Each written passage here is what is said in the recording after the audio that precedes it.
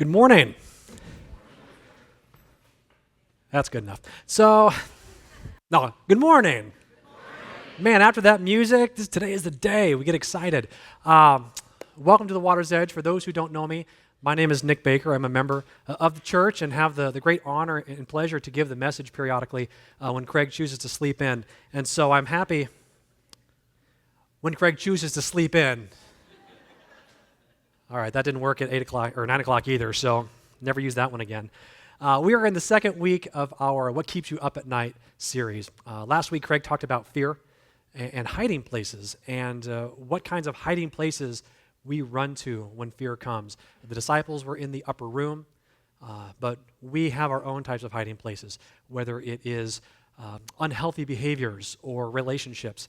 Maybe we isolate ourselves from others or even work extra hours because that keeps us occupied from thinking about the fears in our life. And what we talked about too is that we believe in a God who is far more powerful than any fear that the world could whip up. And I think you would agree with me that the world can whip up some pretty scary things. But we still have a God who is more powerful than any of that. So rather than try to fear less, we talked about what can we do to trust more, trust God more, and not fear less. We're going to stumble, and that's okay. God is with us, He is watching us, and you are not alone. You are not alone in that. But the big takeaway was that you cannot fulfill God's big dreams for your life when you're in your hiding place. When you don't take the risk, you can't do what God created you to do. And that's a perfect segue to what we're going to talk about this morning, and that's courage. Now, two things. First, I love my family very much. I love my wife. The last thing she says to me, this is no lie, before I walked up here, I may or may not have left the stove on. I'm serious. She said that. Talk about courage, right? So if I see I'm a little preoccupied, it's because, I may be going home to a smoking crater. So if you have an extra bed, let me know, because Holly is going to need one. But the real story I want to tell is that we had a family wedding this past week, actually on Friday. It was out of town and stayed in a hotel. The hotel had a swimming pool. And for those who know the big kids, Connor and Caitlin, and my daughter Claire, they love to swim. They love to be in the swimming pool. And so Claire, while she loves to swim, she likes to do it on her time, in her way, when she's ready. I'm not going to say it's because she's a girl, because that would alienate half of you, but it is so because she's a girl. I tell you, oh my goodness. But my wife, wise that she is, convinced her, well, let's just go down to the swimming pool. You can wear your dress, no problem. And so they went down, and Claire put her feet in the water. And after a little while, she thought, I want to put my swimming suit on. Again, wise mom that Holly is, she brought the swimming suit with her. Put Claire in the swimming suit, and so she put her feet back in the water, but then she inched in a little bit more, to the point where she was then jumping into the water, into my wife's arms, loving every second of it. So I wanted to show a picture of that because, just the joy on Claire's face, shows that she had the courage and she worked through that fear. My wife said to me, if you show the picture, you're going to need more than courage when you come home. I don't know why. I think they both look great. But the reason for sharing that is that we need courage. We need courage to overcome our fears and to do the God-sized dreams that are placed on our heart, whether it's going into the swimming pool or doing something else. So to begin this morning, I want to go back into the Old Testament. We're talking about Moses and the Israelites a little bit this morning. We're going to start in Exodus 16, verses 2 through 3. So to provide just a little background, the Israelites had left Egypt by now. They've crossed the Red Sea, and Moses is now guiding them through the wilderness. And in the desert, the whole community grumbled against Moses and Aaron. The Israelites said to them, if only we had died by the Lord's hand in Egypt. There we sat around pots of meat and ate all the food we wanted, but you have brought us out into this desert to starve this entire assembly to death. So the Israelites had been on the road for a little over 2 months at this point. They were frustrated that food and water and shelter was scarce, and they let Moses and Aaron know about it. And I was a little surprised at their response. They're free. And they say to Moses and Aaron, I kind of wish we were slaves again. Because at least then we had food, we had water, life was predictable. Yeah, we were going to die eventually, but at least we'd have been fed. And if you're shaking your head a little bit at this, don't blame yourself. I did too. I can only imagine that Moses thought to himself, seriously? Do you know what I had to go through to get you here? I mean, not just the locusts and the hail and the angel of death and all that business, but I mean, I didn't even think I could do this in the first place. I got you here. Have you forgotten that for 400 years you prayed and prayed to be delivered? Did you forget how bad it was back in Egypt? Now, Moses didn't have a Twitter account at that point. He was a slow adopter like I am. But if he did, I suspect it would have gone something like this. On the road, 2 months, already getting complaints. Hashtag seriously. Hashtag I can't win. Hashtag the struggle is real. I don't blame him. The Israelites had a habit of forgetting all that God had done for them. Protection from the plagues, crossing the Red Sea, pillars of smoke and fire. And with such short-term memories, it's a wonder they could even remember why they were freed in the first place. So as odd as it seems that the Israelites had easily forgotten what God had done for them, you know, if you're honest with yourself, are you any different? Do you forget what God has done for you sometimes? Maybe you wake up late one morning, spill coffee on yourself. You have a rough week at work. You fail at a project. Maybe you even get demoted. Your marriage hits a rough patch. Maybe one of your kids fails a class. And you're just at the end of your rope and you shake your fist and ask God, what in the world are you doing? Why is my life so hard? But we forget that it was God who gave us a home and a bed to wake up in the first place, clothes to wear, clothes to change into, a job to go to collect a paycheck, a family, a spouse, or a partner in a relationship that you can do things with, kids that you love and can play with. These are things that we take for granted, and we forget the great things God has done for us. Like the Israelites, we settle for a life of predictable mediocrity. It's really just an existence. It's not even a life. I mean, wake up, go to work, come home, go to bed, repeat over and over day after day. It's not even a life. It's an existence. We give up a chance for freedom. It might involve some uncertainty and risk, but a chance to do something great. We want a different life. We have dreams, goals, aspirations. We desire more than this, whatever this is. But we don't do anything. We want better finances, reliable streams of income. We want to have a fulfilling job, something that means something to our heart and is taking care of others. We want friends to do life with, a fulfilling marriage that you wake up and you just feel that love for each other every day, and even a deeper relationship with God. These are things that we want, we desire, but we don't get there, and we wonder why.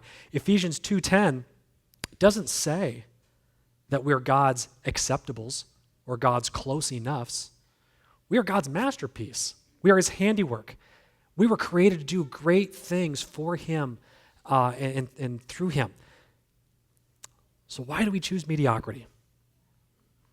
I'm going to take a chance here, or risk myself, and I'm going to give an explanation as to why.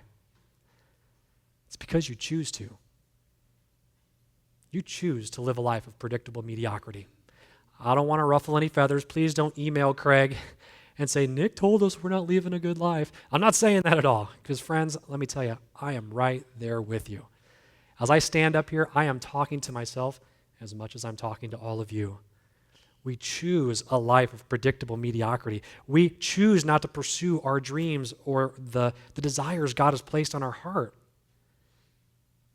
You see, there's a difference between being set free and living free. The Israelites had a hard time grasping this concept as well. After 400 years of captivity and bondage, they were free. They were no longer subject to Pharaoh, but yet they weren't living free. 400 years of captivity, that's a long time. I want to try to put this into a frame of reference. Over this past week, we celebrated Independence Day, right? Now, I love fireworks. I've always loved fireworks growing up. I didn't realize how much I hated fireworks until I had a child trying to sleep the week of the 4th of July.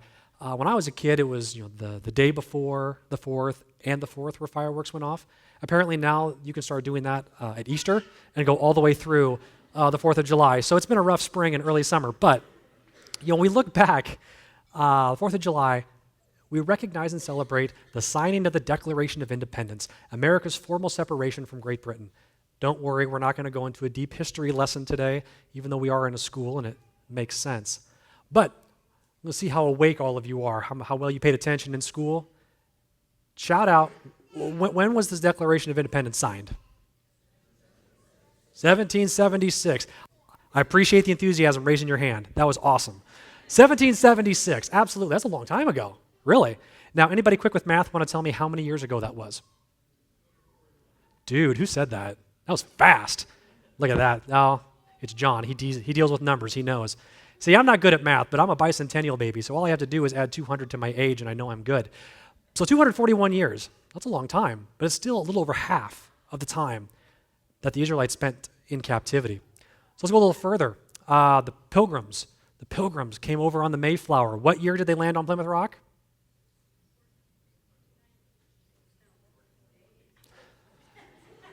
Okay, I'm not going to lie to you. It was a courageous step to ask you to ask the date. I appreciate all the different answers. There's only one answer, really. It's 1620. For those who did say 1620, awesome. For those who did not, I will not call you out. But 1620, so math time again. How many years ago was that? That's a little harder. I don't blame you. 397. 397 years. So that's almost 400. So let's use that as a base. So for as long as we have had the Pilgrims on this continent to now, that's how long the Israelites were in captivity. Now, that may have not provided you any context whatsoever, and I've wasted the past 2.5 minutes of your life. I will try to redeem myself. But the point is this. It was a long, long time that they were in captivity. God had set them free, and they were no longer slaves. They were stuck in the past, thinking about how it was, and that it was somehow better than the incredible God-sized dream laid out in front of them. When struggles came, they didn't know how to handle it, and they longed to be slaves again. I'm going to bring it a little closer to home. You've been set free also. Jesus has set you free. His life, his death, his resurrection has taken you out of bondage. He has broken the chains. He's busted open the jail door. He's pulled you out of the pit. You are free. But are you living free? Are you living a life where God's dreams can be fulfilled? Are you allowing him to lead you through the possibility of what may be, or are you wallowing in the what has been? It's like, nah, I'm not interested in what God has in store for me. Sure, he created heaven and the earth, formed humans out of clay, delivered captives, fought battles, made the sun stand still, resurrected people, and essentially created an eternal home for me out of pure and unconditional love. That's great. Thanks, but no thanks. I got this thing going on over here that I just don't think I've got time, and I don't think God would understand. It's kind of like Moses' earlier tweet. Seriously? The God of the heavens and the earth who created everything, who knows everything that's happened, who knows what's happening now, who knows what's going to happen, doesn't understand what you're going through and can't help? I have a hard time believing that. Choose to live free, not just be free. When you live free, you are open to God's prompting on your heart. You've got a different vision, and you can begin to take steps toward the dream he created specifically for you. And friends, let me tell you something. Every single one of you has a plan from God. It's going to be different. They might look similar, but every single one of you has been created and developed specifically to do something for God. I want you to think about that a little bit. So we've identified God has dreams for you and for you to live out. But what's next? How do we get from that concept and that idea to actual action? We're going to go back to Exodus here. This time a few chapters back. Earlier we looked at the reaction of the Israelites after Moses led them out of Egypt. Now we're going to take a look at Moses' reaction to God's call in the first place. Go to Exodus 3, verses 9 through 12. And this is God talking to Moses right now. And now the cry of the Israelites has reached me, and I have seen the way the Egyptians are oppressing them. So now go. I am sending you to Pharaoh to bring my people, the Israelites, out of Egypt. But Moses said to God, who am I that I should go to Pharaoh and bring the Israelites out of Egypt? And God said, I will be with you. And this will be the sign to you that it is I who have sent you. When you have brought the people out of Egypt, you will worship God on this mountain. This is a great example of how God puts his desires into motion. The first thing he does is he identifies the person to do it. Remember, he's already identified you for something. You may not know what it is, but you have been identified. Now, the next thing he does, he gets your attention. Now, God gets your attention in different ways. Some of the ways he got some of his servants' attention in the Bible, Abraham, he brought Abraham and Sarah a child when they were well beyond childbearing years, not the least of which Sarah was barren. With Jacob, he wrestled with Jacob at the water's edge, and he popped his hip out of the socket. Jonah got swallowed by a whale. Mary was visited by an angel. Peter walked on water. Paul was blinded on the road to Damascus. So God's got a way of getting your attention. And when God gets your attention, you better pay attention. Because if you don't, he's going to do it again. He's going to do it again and again until you catch on. Once he identifies you, once he gets your attention, he outlines his plan and he says, go. He says to go. Again, God has selected each of us for a specific and important task. But I want to be clear, not every task, not every plan, not every dream or desire is the same size. It's not a one-size-fits-all proposition. Some of us may have a dream placed upon our heart that has huge, immediate impacts. Others may be called to be the right person for someone else at the right time, a listening ear, a shoulder to cry on. It might be called to be a parent or a grandparent or another adult to help bring a child's dream through God to fruition. That may be the gift and the God-sized desire placed on your heart. Whatever it is, just know that God's dreams come in all sizes. So if you're sitting here thinking to yourself, well, gosh, no one's asking me to cross a sea. No one's asking me to deliver an entire people. Gosh, I don't even know if I can get across town in time to do that. It doesn't matter. God's gift upon your heart is specific to you. An example of this, and Michelle mentioned it a while ago, we have over 100 people from our church, men, women, and youth, going out to serve others, whether it's in Ohio or Belize, serving people who will never be able to pay them back. That is one of the dreams and desires placed on their heart, is to go and to listen to that prompting. It's powerful. Now, you're probably thinking, what do I do? I mean, I have a desire. I'm struggling. I want to find balance. I want to get my finances in order. I want to figure out what God's doing for me. I just don't think I can do it by myself. I can't. You're asking me to do something by myself that I can't do. I'm not. I'm asking you to rely on God to make this thing happen, because a God-sized dream, by definition, requires him. If you're trying to achieve a God-sized dream by yourself, you can't. You're going to be frustrated. In Matthew 19:26, he says, all things are possible with God. So you're not alone. God is with you. He doesn't say there's not going to be fear. Hear me loud and clear. You're going to experience fear. But he reminds us that he will be with us even though we encounter fear. In Exodus, he said to Moses, I will be with you. In Genesis, he talks to Isaac and says, I am the God of your father Abraham. Do not be afraid, for I am with you. He says to Jacob, I am with you and will watch over you wherever you go. To Joshua, today I will begin to exalt you in the eyes of all Israel, so that they may know that I am with you, as I was with Moses.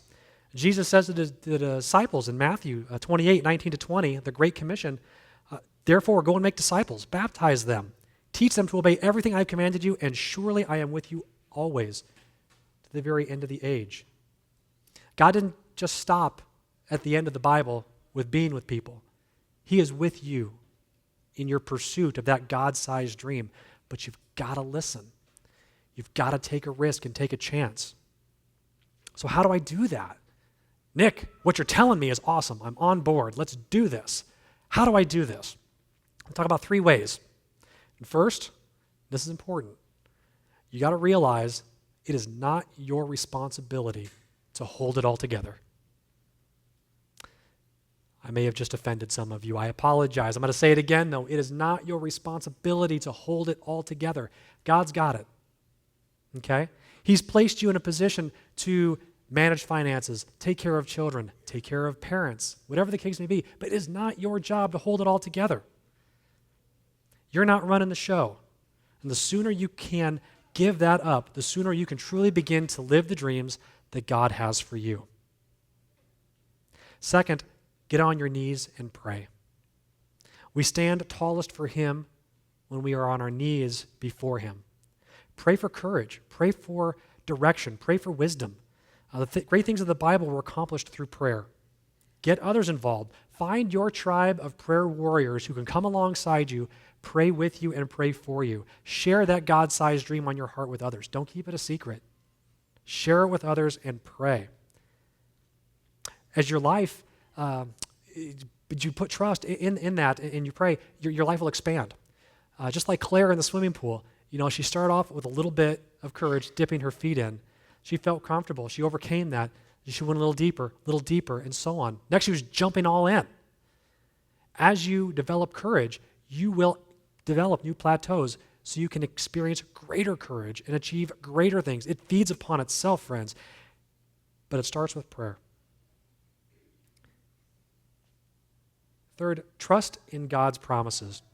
Trust that when He says He'll be with you, He actually will be with you. God doesn't deal in lip service. When He says something, He's going to do it. I guarantee it. He will actually be with you. Trust that that following His plan for the God-sized dream is going to happen. Don't get discouraged part way and do what I do. And when you hit that first obstacle, start trusting in yourself. Because when you do that, you're not going to get very far. And He's going to have to intervene again. Don't trust in yourself. He has picked you and only you to live out that dream. When you hear God say, go, don't look to the left. Don't look to the right. Don't look behind you over your shoulder to see who He's talking to. He's talking to you. And when He says go, you go. Trust. It reminds me of a story of a man who was out walking out in nature and not even paying attention, and he walks right off of a cliff. As he's falling, he reaches out and grabs a branch. I don't know how he had the reflexes to do that, but it's not my story. He reaches and grabs the branch, and as he's hanging there, he realizes, I can't do this much longer. And so he yells up. He goes, hey, is anybody there? Help me. And a voice calls down, I'm here. Oh, great, thank you so much. Who are you? I'm the Lord. Oh, Lord, thank you so much for showing up. Can you please help me? Yes, I can. Do you trust me? Yes, Lord. Oh, I trust you so much. Please save me. Okay, the Lord says, let go of the branch.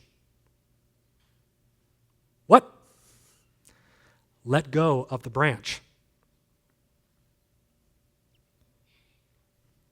Is there anybody else up there? You trust God. If it seems odd, it's probably God. I totally did not intend for that to rhyme, but isn't that cool? That's a tweetable moment, my friends. If it seems odd, it may be God. But the point is, I hope the point, God, please let there be a point. Trust Him. Trust Him. He will lead you through it. So what's the God-sized dream that's been placed on your heart, friends? Do you feel led to adopt a child? Start a nonprofit that serves underprivileged? Volunteer in schools or to help mentor or teach or lead a young person? Whatever it may be, what's the mission that's calling on your heart? Are you teetering on the edge of accepting God completely? Are your promptings running into a brick wall? Don't be afraid of your fears. Don't let them terrify you. Fear should not exist to frighten or paralyze you. It should enlighten and energize you. And I regret doing this, but I'm going to tell just a brief story. I've shared it once before, but I'll be brief. So a couple of years ago, my family went to Disney World, and we rode Splash Mountain. Now, I don't want to say that I'm afraid of heights because I am, but as we were on this ride, for those who don't know, Splash Mountain, it's like a 5-story drop into water. Two things I'm not a fan of, but we're with our niece and nephew, and they wanted to go, so I said, all right, I'll man up, I'll do this. How hard could it be? Oh my goodness, I was so scared. And so we went through this ride, and I'm just praying that it would end, and we get to the very end, and we get to the top, and just before you splash down, you can see the entire park. Friends, I was so high, I could see Spain. I mean, it was ridiculous. Seriously. It was awful. And then whoom, we went down, and I got to the bottom, and oh my goodness, I was just energized. I was on fire. I was like, this is fun. I want to do this again. So I'm sitting next to my niece, who it was her plan, her choice to do this ride, and I looked at her and I said, Caitlin, let's do it again. What'd you think? She's like, no. Like, what? I said, you wanted to do this? Wasn't this fun? Did you enjoy it? Deadpan. My butt is wet. I respect that. You know, who wants a wet butt? But the thing is, I got to the bottom and I was energized. I wanted to do it again. Now, I'm not going to go jump on the loop-de-loop roller coasters. I mean, I don't need to be that enlightened, but I mean, I got as far as I could. Take steps to honor God's call. Realize that you are not responsible for holding all of this together. Take that pressure off of yourself. Get on your knees, literally, figuratively, whatever it takes, but pray. You're not going to make it happen without prayer, friends, I'm telling you. Trust that the Lord will come alongside you to make this dream come true. If He's placed a dream on you to establish a firm foundation of finances, to serve the community, serve the church, serve people, do anything, trust that it will happen. God is always with us, especially as He leads us toward His dreams for life. We don't need to be afraid of failure or anything as we place our trust in God alone. God will never leave our side, so take that risk. Listen to the prompting of the God-sized dream that has been placed on your heart. He is our shelter, our provision, and strength. Get off of the path of predictable mediocrity. You are no longer a slave to the past. You have been set free to live free. Let us pray. Almighty God, thank you so very much for giving us dreams and desires and hopes and goals on our heart. We know that all good things come from you, and when we work with you and through you, they will happen. So God, I just pray that for everyone in this room and everyone who's hearing my voice, that we would take those God-sized dreams on our heart, that we would trust you that they are going to happen, that we would partner with you and not give up, that we would take the risk, trust you to be our provision and our strength, so that your will and your dreams will impact the world. And Lord, as we wrap up the prayer, I would ask that everyone please join me in that big, audacious, God-sized prayer that you placed on our hearts many years ago and that you taught us to pray. Our Father, who art in heaven, hallowed be thy name. Thy kingdom come, thy will be done, on earth as it is in heaven. Give us this day our daily bread, and forgive us our trespasses, as we forgive those who trespass against us. And lead us not to temptation, but deliver us from evil. For thine is the kingdom, and the power, and the glory forever. Amen.